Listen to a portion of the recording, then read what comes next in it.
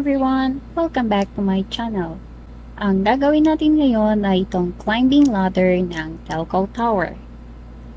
Unahin natin itong concrete column footing. Ang lapad niya ay 650 by 200. Gawa tayo ng rectangle na may sukat na 650 by 200.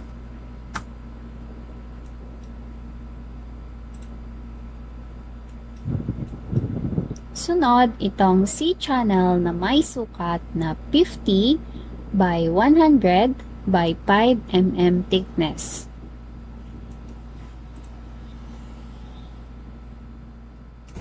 Polyline 50,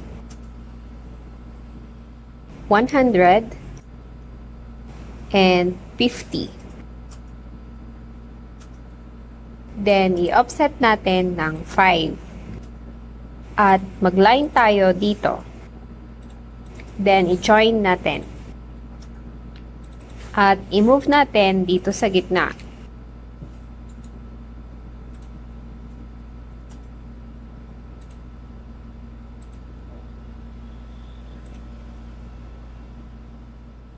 Ang kanyang distance mula sa gilid ay 100. I-move natin ito ng 100. Then, i-mirror natin sa kabila.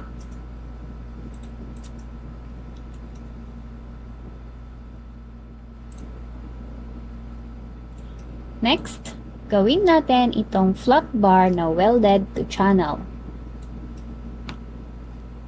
So, mag-line tayo ng 125 at 300.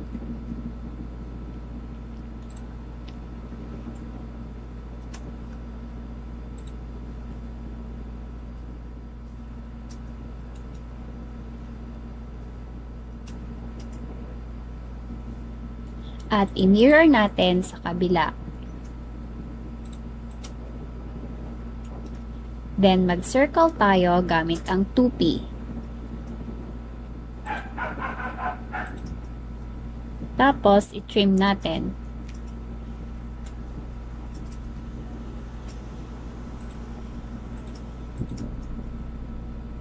At i-join natin.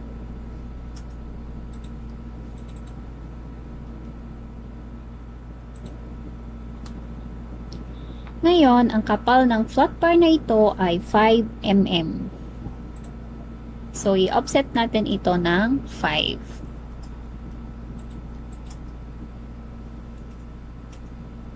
At lagyan natin ng line dito.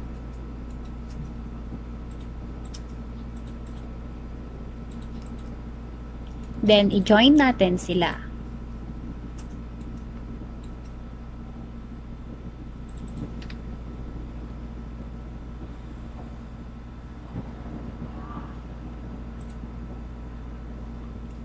Next, itong flat bar na may size na 30 by 5 mm.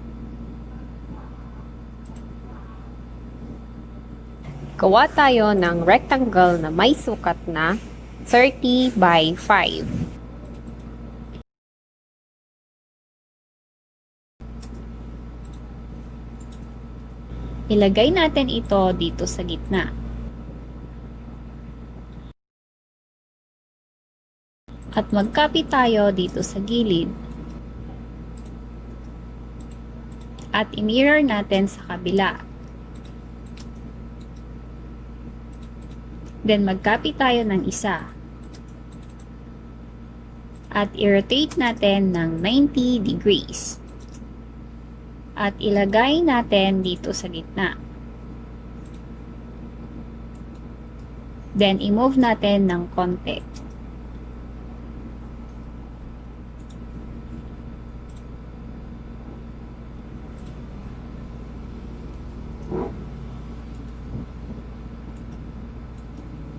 Then, i-copy rotate natin ng 45 degrees.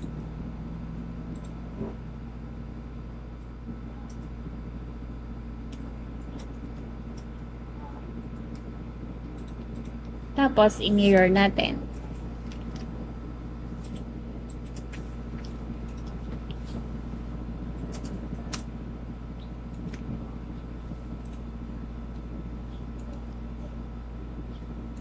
Next, ang height ng concrete column footing ay 500. So, i-press pull natin ito ng 500.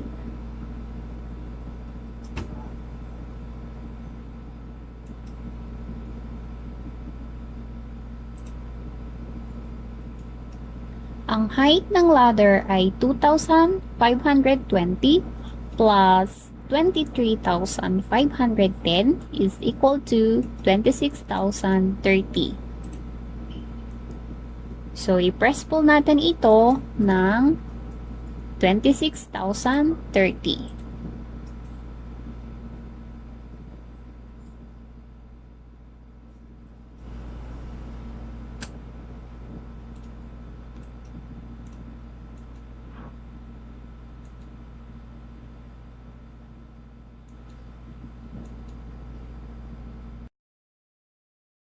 Next, move natin ito pataas ng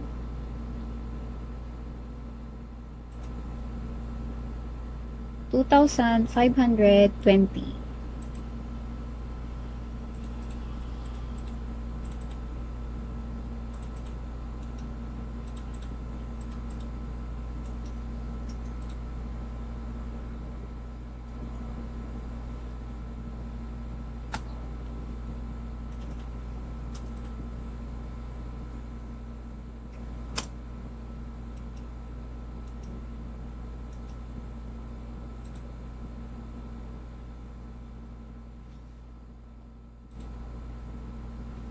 Sunod, i-press pull natin itong mga flat bar na ito ng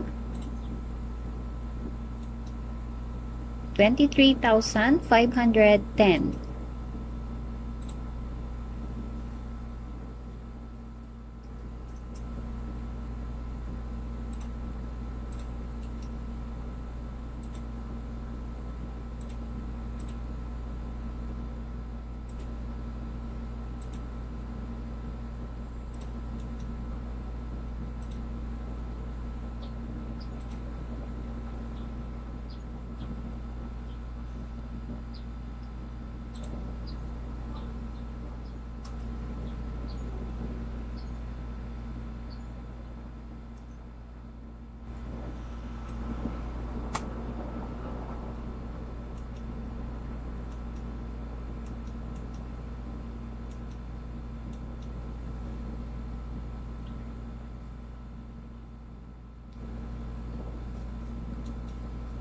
Next, ang lapad ng flat bar na ito ay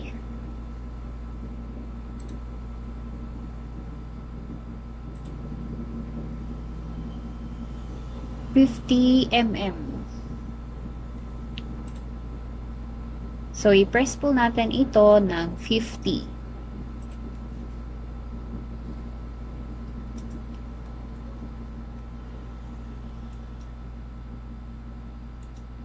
Isunod natin itong round bar steps na may 50 diameter.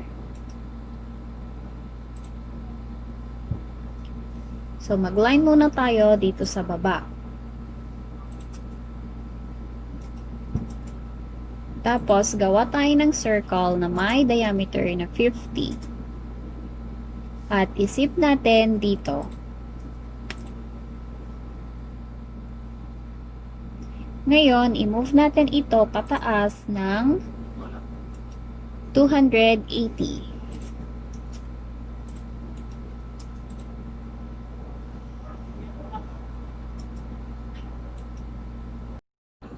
Next, i-copy array natin ito hanggang sa taas ng may distance na 300. At ang total steps nila ay 86. So, copy, paste point, A for array, enter, enter the number of arrays, 86, enter, then distance nila ay 300, enter.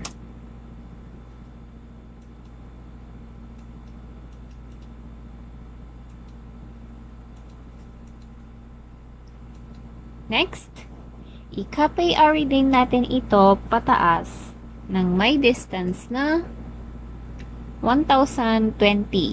At ang total nila ay 24 hanggang sa taas. So, copy, base point, A for array, enter. Enter the number of arrays, 24, enter. Then, distance nila ay 1,020.